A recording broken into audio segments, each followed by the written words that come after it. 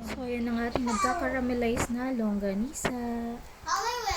Mas masarap sana kung may taba-taba yung ating giniling. 150 na giniling. Kasi yun, gagamit na lang tayo ng manual grinder para sa ating sibuyas at bawang. Napasobra naman yung lagay ko ng pepper. Then, iodize. At, yan, black pepper. At dahil wala pala akong ketchup, ayan na lang. Yan, yung ketchup. Then, oyster sauce. Yan. Tapos, asukal na lang.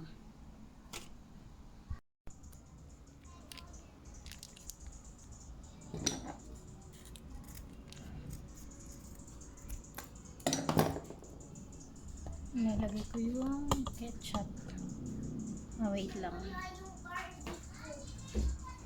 Nila, balik ka nga. Halika rito, dali. Nalaro kami nila, princess. Ang kalat na. Halika, saklit. Lagay mo.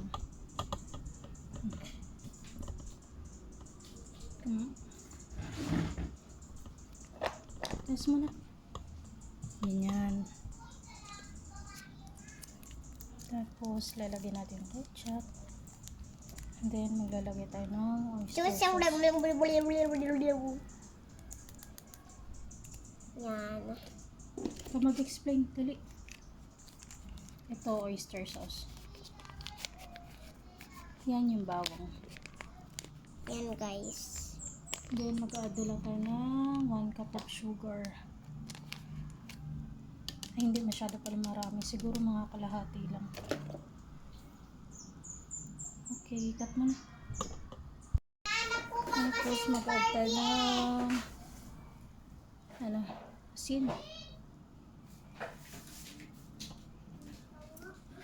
Then, halo na natin yung bawang. Maraming bawang. Gusto ko maraming bawang. Wait lang Wait lang, simutin ko lang. Paprika. Yan, tita. Yan. Yun. So, nilagyan na natin ng harina, ng pepper.